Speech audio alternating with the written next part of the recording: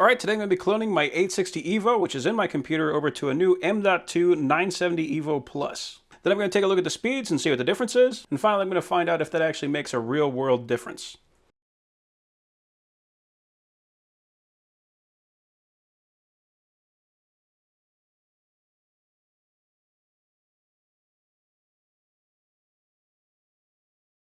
So here I am rebooting the operating systems with both the SATA and the M.2 drives, and most of this reboot is actually the motherboard just reading all the hardware. After the motherboard finishes, the amount of time that it takes to actually load the operating system is about exactly the same.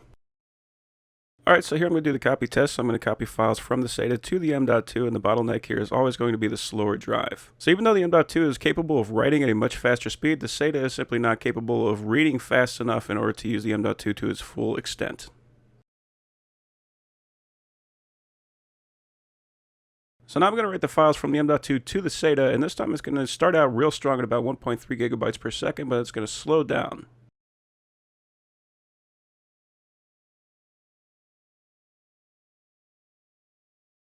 So now to remove the bottleneck, I'm going to use what's called a RAM disk, and nobody I've ever talked to knows what a RAM disk is. Essentially what I'm doing is I'm taking the RAM and I'm emulating a hard drive with it. So what that's going to do is it's going to allow me to use the absolute fastest possible read or write speed that I can, so I can remove any possible bottleneck that might be interfering with my write speed. So copying from the RAM disk to my M.2 hard drive, I'm getting about 1.3 gigabytes per second with these types of files.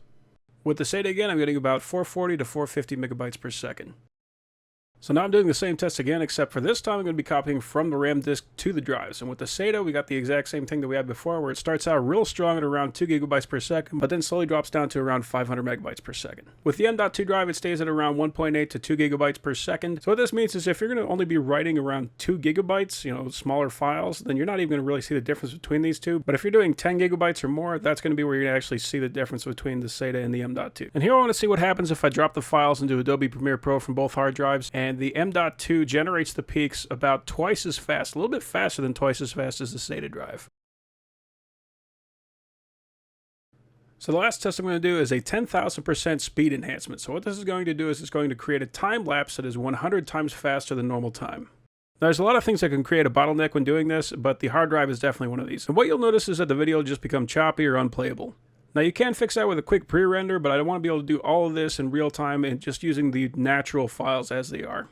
And 100 times is a lot faster than I normally run. I usually go between 4 and 20 depending on what I'm doing. The only time where I personally would actually use a 100 times time lapse is if I was doing something that was like multi-hour, like a sunset or something like that. So 100 times is fairly extreme for this scenario.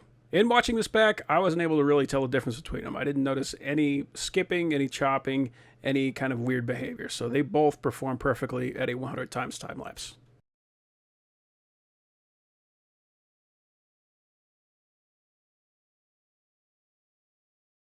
So here I'm using Crystal Disk Mark to show the best and worst case scenarios, and we can see that the M.2 is both reading and writing at over 5 times faster than the SATA. That is for the sequential 1 megabyte 8 process 1 thread. When we get down to the random 4K 1 process 1 thread, they are actually getting pretty close to the same. The M.2 is still writing a little bit faster for those smaller files, but they are both reading and writing at what is actually a fairly competent speed for those smaller files.